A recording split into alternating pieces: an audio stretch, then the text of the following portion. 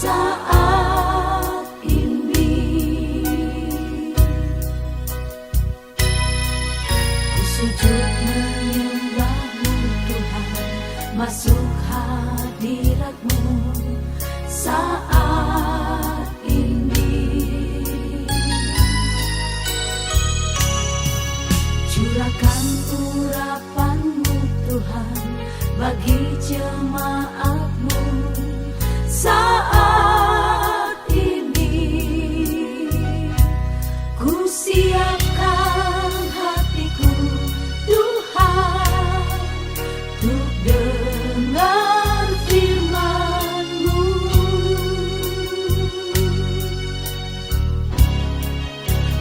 Firman-Mu Tuhan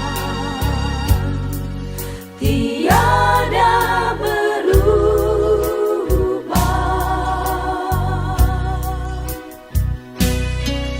Dahulu, sekarang, selama-lamanya tiada berubah.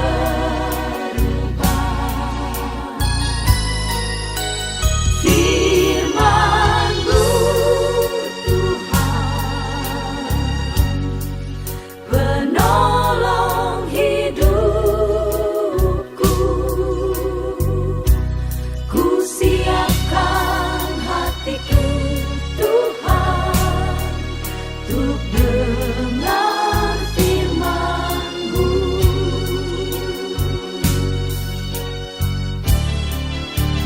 Firman-Mu Tuhan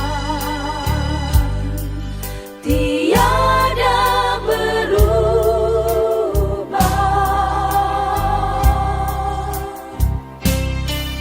Dahulu, sekarang, selama-lamanya tiada berubah.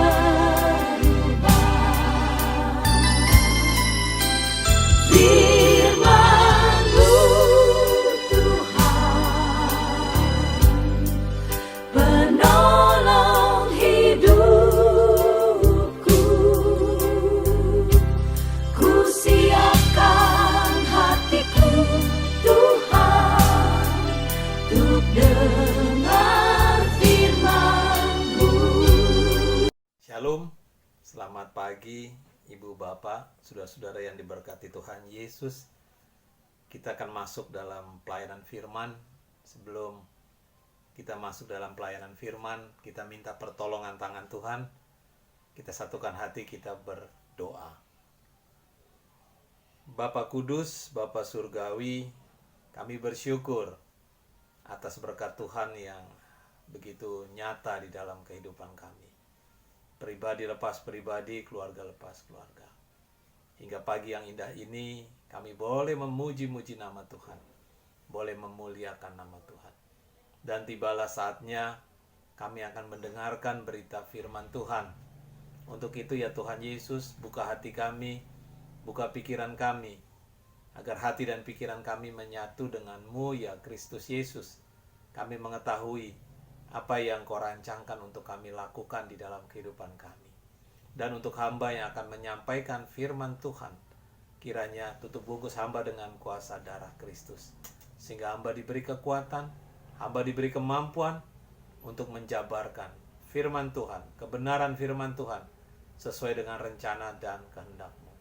Bersabdalah ya Tuhan Yesus, sebab kami siap mendengarkannya. Di dalam nama Tuhan kami Yesus Kristus, kami alaskan doa ini. Haleluya. Amin. Jemaat yang diberkati Tuhan Yesus, kita buka Alkitab kita. Pembacaan firman Tuhan di pagi yang indah ini terambil dari Yakobus 3 ayat 13 sampai dengan yang ke-17. Yakobus 3 ayat 13 sampai dengan yang ke-17. Saya akan membaca satu ayat saja, yaitu ayat 13. Nanti ibu bapak, saudara-saudara di rumah bisa lebih saksama lagi membaca sampai dengan ayat yang ke-17. Demikian firman Tuhan.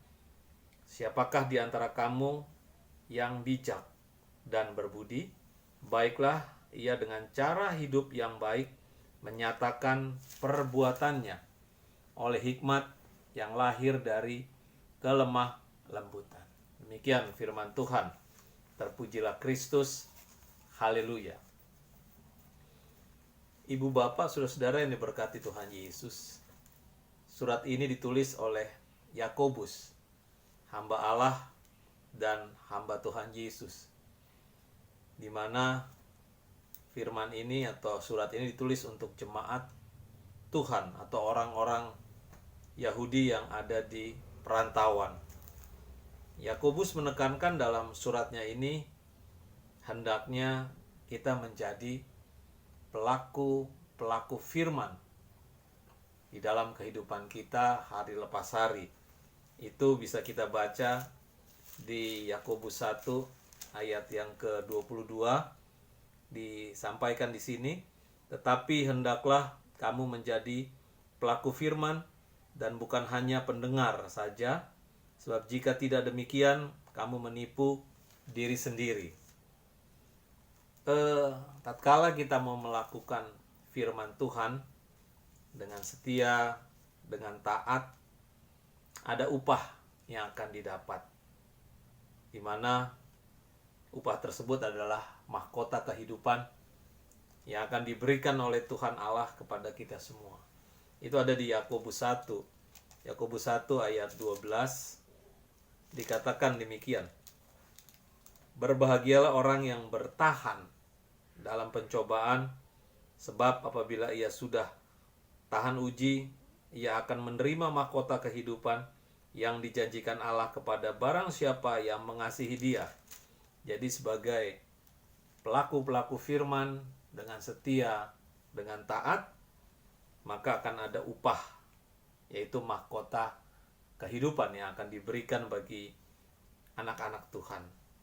Jemaat yang diberkati Tuhan Yesus, beberapa waktu yang lalu kita sering melihat dan mendengar seorang motivator yang handal dalam acara-acara TV, di mana ucapan-ucapannya terdengar begitu bijak dan penuh hikmat, serta menyejukkan yang mendengar.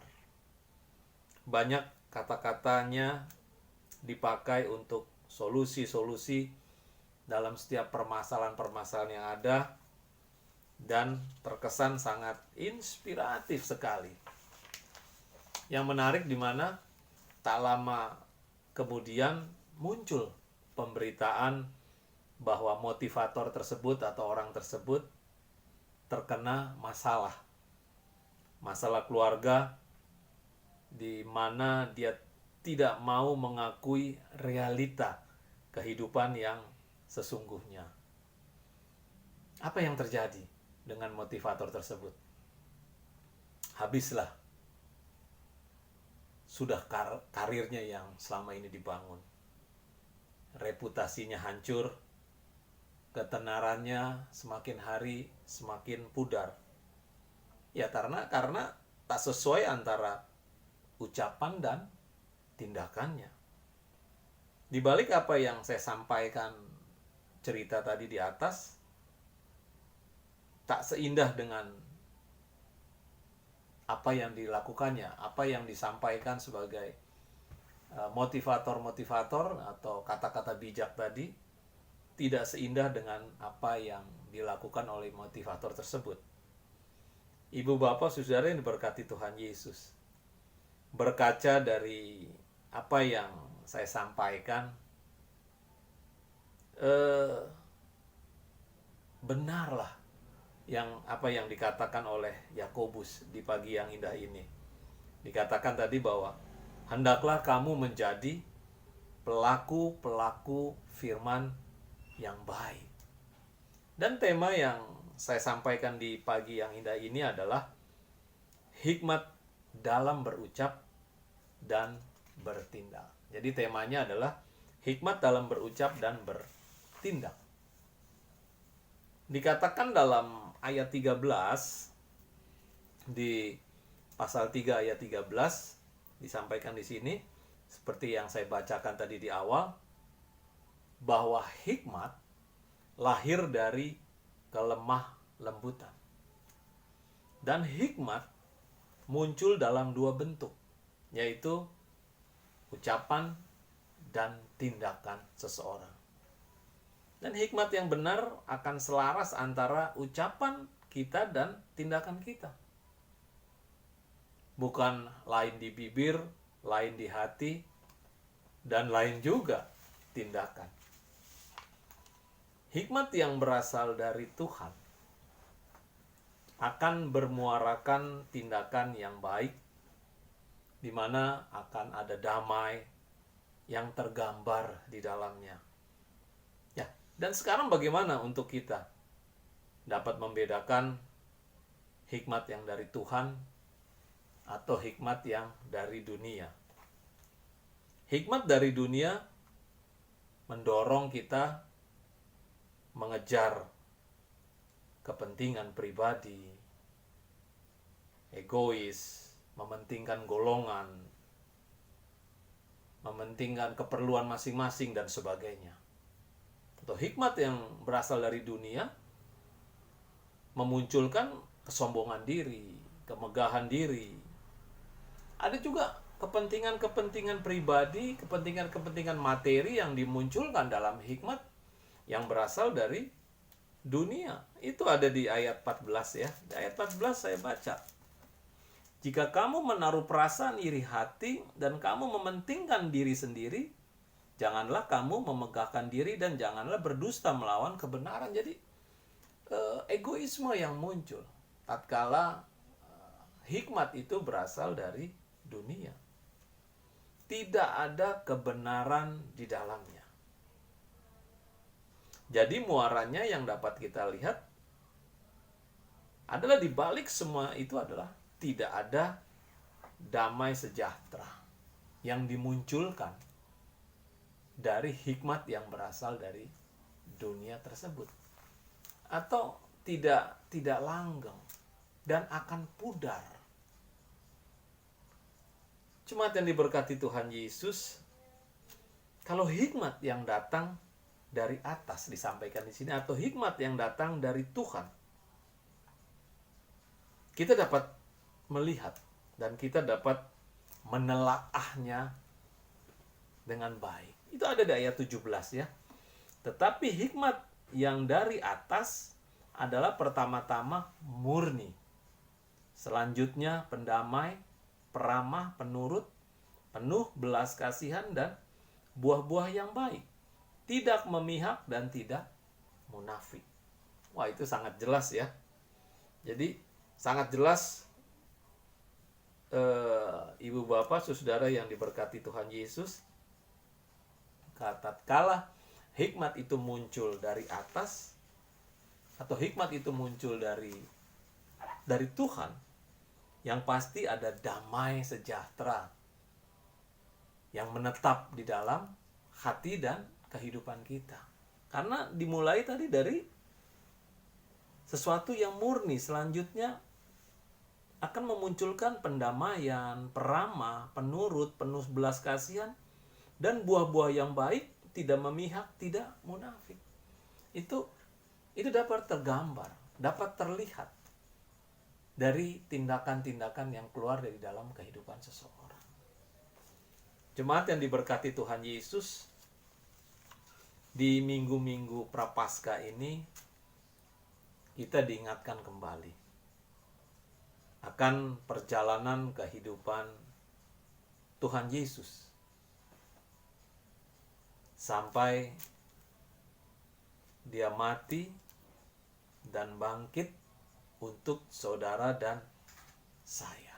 Jadi kita diingatkan kembali perjalanan pelayanan yang dilakukan oleh Tuhan Yesus sampai dia mati dan akhirnya dia bangkit untuk menebus kehidupan saudara dan saya. Dan saat ini kita diingatkan, kita introspeksi diri, kita koreksi kembali kehidupan kita. Apa sudah sesuai dengan yang diinginkan atau yang dikehendaki oleh firman Tuhan? Apakah kehidupan kita sudah menjadi berkat bagi sesama? Kita koreksi. di minggu-minggu Prapaskah ini untuk mengingatkan kembali bagaimana perjalanan pelayanan Kristus Yesus sampai tadi mati dan bangkit untuk siapa? Untuk saudara dan saya. Kita diingatkan, apakah kehidupan kita sudah sesuai seperti yang diinginkan oleh Kristus?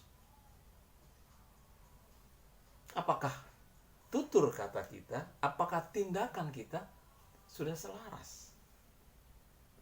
Jemaat yang diberkati Tuhan Yesus, seseorang yang hidup berdasarkan firman Tuhan akan waspada terhadap ucapan dan tindakannya. Tidak dengan sembarang bicara dan bertindak. Tidak seenaknya saja mengeluarkan pendapat-pendapat. Nah, untuk itu, milikilah kehidupan yang bersumber dari hikmat Tuhan. Jemaat yang diberkati Tuhan Yesus, ada 3 hal yang ingin saya sampaikan berkenaan dengan milikilah hikmat yang berasal dari Tuhan. Yang pertama, hikmat Tuhan ditemukan melalui hidup yang takut akan Tuhan. Di mana takut akan Tuhan di sini bukan berarti kita takut seperti kita takut kepada penjahat, kita takut kepada begal, atau kita takut kepada perampok dan sebagainya. Tetapi takut di sini yang mempunyai arti setia dan taat kepada Tuhan. Yaitu kita menuruti apa yang dikatakan oleh firman Tuhan. Nah ini, melalui komunikasi yang intim. Melalui komunikasi yang akrab dengan Tuhan Allah di dalam Yesus Kristus. Sehingga iman kita akan bertumbuh. Pengharapan kita akan teguh. Pengharapan kita akan kokoh. Sehingga kita mempunyai satu keyakinan, kita mempunyai satu kepastian di dalam Yesus Kristus untuk memampukan kita. Dalam kita melakukan sesuai yang Tuhan Yesus perintahkan. Jadi muaranya adalah aplikasi kehidupan kita. Tatkala kita mau takut akan Tuhan, tatkala kita mau mendekatkan diri kepada Tuhan, ada kehidupan kita yang selaras antara ucapan dan tindakan. Jadi jemaat yang diberkati Tuhan Yesus, untuk memiliki hikmat yang dari Tuhan, tadi yang pertama saya sampaikan, hikmat dari Tuhan tadi ditemukan melalui kehidupan yang takut akan Tuhan. Jadi jemaat yang diberkati Tuhan Yesus, kalau kita mau setia, kalau kita mau akrab, kalau kita mau intim dengan Tuhan Yesus, sudah pasti ada Roh Kudus yang akan diberikan selalu untuk mendampingi kita dalam kita menjalani kehidupan ini. Dalam kita mengaplikasikan firman-firman Tuhan tadi di dalam hidup kita. Sehingga tutur kata kita, tindakan kita selaras, sejalan, sesuai dengan yang diinginkan oleh Yesus Kristus.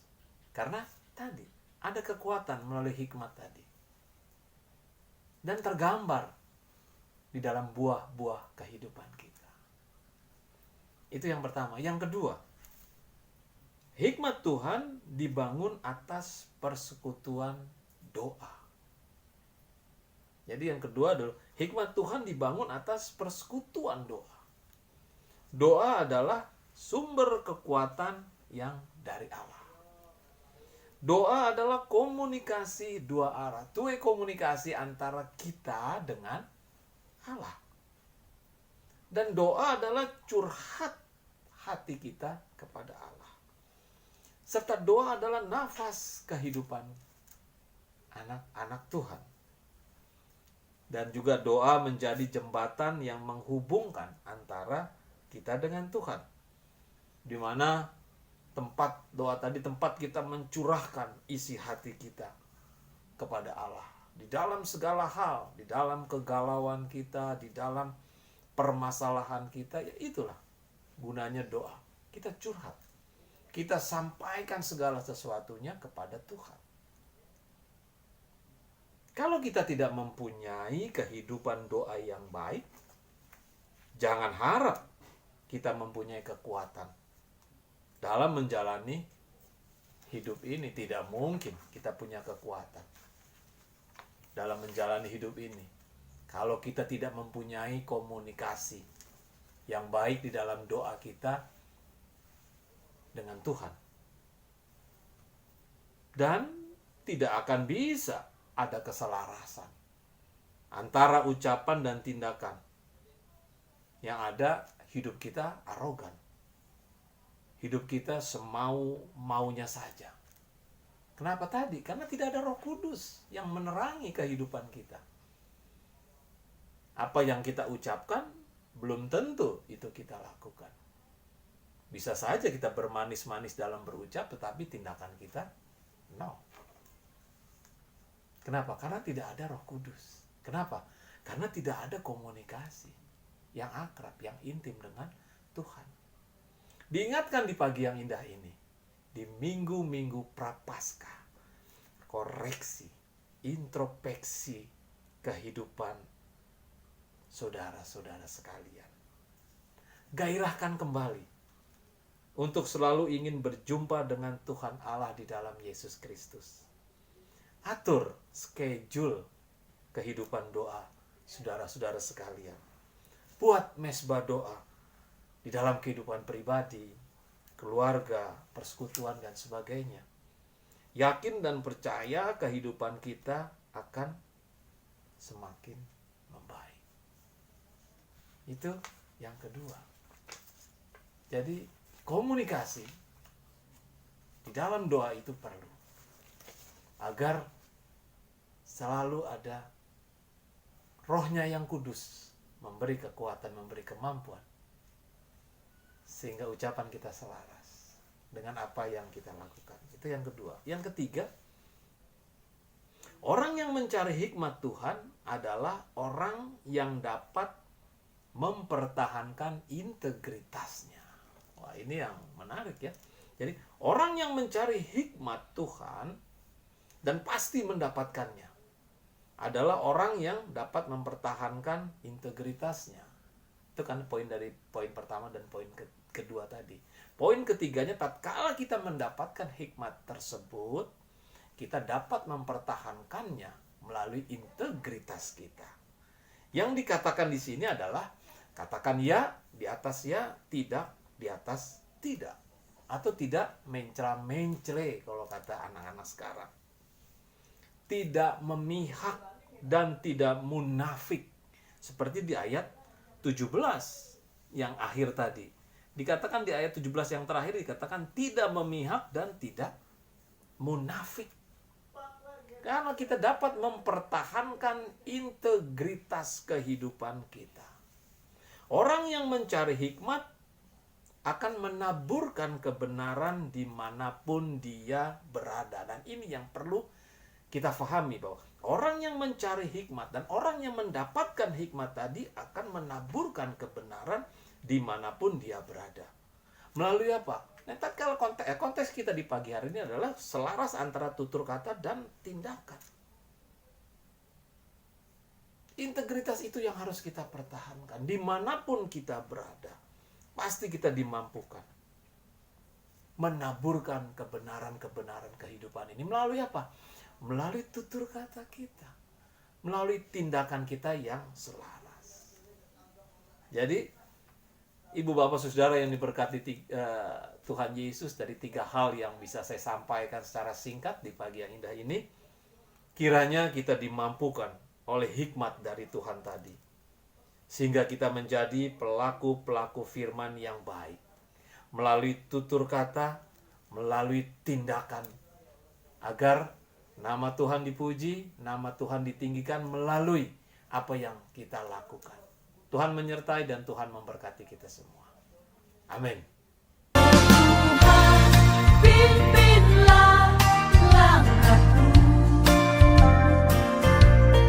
Ku tak berani jalan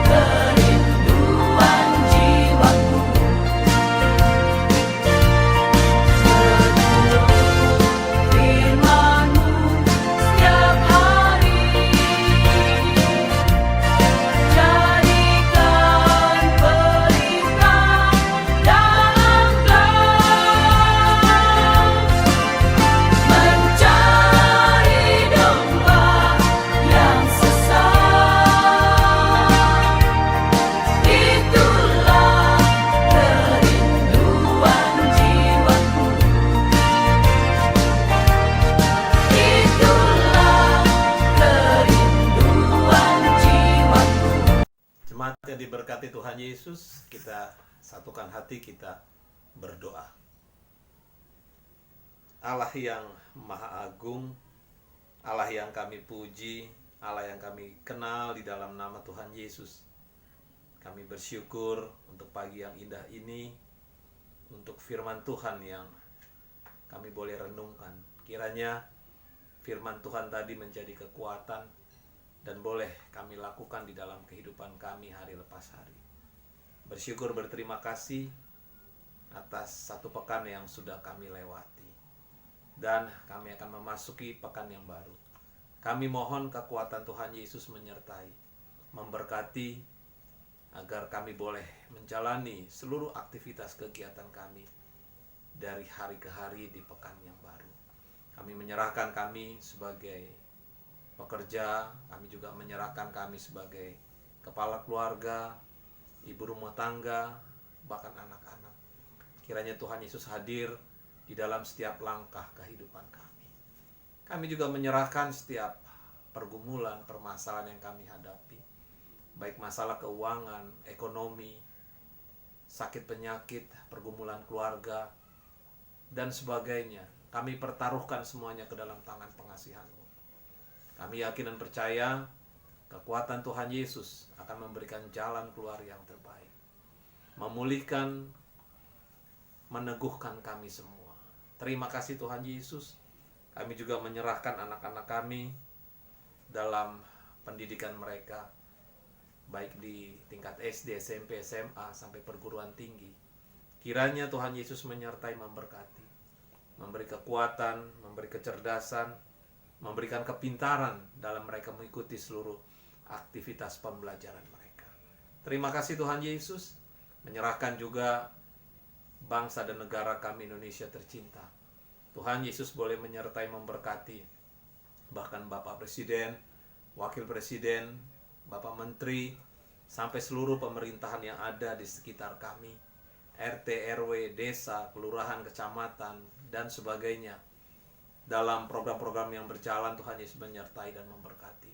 Saat ini kami sedang menjalankan, khususnya pemerintah bangsa dan negara kami, program vaksinasi untuk virus corona 19. Tuhan Yesus memberkati seluruh vaksin yang sedang dilakukan, agar semua berjalan dengan baik dan dapat menekan penyebaran virus atau COVID-19. Terima kasih Tuhan Yesus. Kami bersyukur, berterima kasih atas berkat Tuhan yang terus mengalir di dalam kehidupan kami. Dan kami juga mau berdoa bagi para dokter, juru rawat, rumah sakit yang merawat orang-orang yang ada, yang terkena dari virus 19. Kiranya Tuhan juga memberkati para medis dan juga memberkati seluruh yang dilakukan oleh para medis, memberi kekuatan, kemampuan, bahkan pasien-pasien yang ada, Tuhan Yesus juga beri kekuatan, beri pemulihan, beri kesembuhan yang terbaik. Kami menyerahkan seluruh penanganan-penanganan yang dilakukan ke dalam tangan pengasihan-Mu. Kami juga bersyukur, berterima kasih, kami menyerahkan seluruh warga Puri Bukit Depok ke dalam tangan pengasihan-Mu, bagi mereka yang terkena atau karena virus 19, kiranya penyembuhan dan pemulihan terjadi atas mereka semua. Terima kasih Tuhan Yesus. Kami menyerahkan kehidupan kami ini, kami menyerahkan seluruh jemaat ke dalam tangan pengasihan-Mu dalam setiap langkah kehidupan mereka. Bahkan saudara-saudara kami yang melihat ibadah di pagi hari ini, kiranya berkat Tuhan turun atas mereka semua. Terima kasih Tuhan Yesus. Kami bersyukur, berterima kasih atas persembahan yang sudah kami berikan. Kiranya persembahan yang sudah kami berikan dapat dipakai, dan Tuhan Yesus berkati agar dapat dipakai untuk pelayanan di dalam rumah doa Puri Bukit Depok Sasak Panjang. Terima kasih Tuhan Yesus. Pakai hidup kami menjadi saluran berkat-Mu dimanapun kami berada, melalui tutur kata kami, melalui pikiran kami, melalui tindakan kami, agar nama Tuhan yang dipuji, nama Tuhan yang ditinggikan. Terima kasih Tuhan Yesus. Inilah doa kami, inilah ungkapan syukur dan harapan yang kami panjatkan dalam satu nama, Tuhan kami Yesus Kristus, Tuhan dan Juru Selamat kami yang hidup. Amin. Jemaat yang diberkati Tuhan Yesus, kita akan masuk dalam akhir ibadah. Saya persilakan jemaat untuk berdiri. Kita akan menerima berkat dari Tuhan. Arahkanlah hatimu, arahkanlah pikiranmu kepada Tuhan, dan terimalah berkat dari Tuhan. Tuhan memberkati engkau dan melindungi engkau. Tuhan menyinari engkau dengan wajah-Nya dan memberi engkau kasih karunia. Tuhan menghadapkan wajah-Nya kepadamu dan memberi engkau damai sejahtera. Amin, amin, amin. Tuhan menyertai, Tuhan Yesus memberkati kita semua. Selamat hari Minggu. Shalom.